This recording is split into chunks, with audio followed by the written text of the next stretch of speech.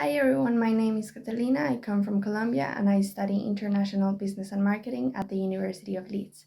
Today I'm going to be talking a little bit more about my course. I have classes in many different buildings across campus, mainly in the business school building and more recently the Esther Simpson building. Esther Simpson is one of the most recently launched projects in the university. It is an amazing building with top class facilities and the latest technology. It has everything from lecture theaters, seminar rooms, trading rooms, and behavioral labs. The university also has other places which are great for studying. My favorite is the student center at the Leeds Business School. This is a huge area where you can carry out independent study and which also has some computers that you can use for revision. Alternatively, sometimes I like to go to the library. These have the most important books which are relevant to your course and a lot of places where you can study individually or carry out group work.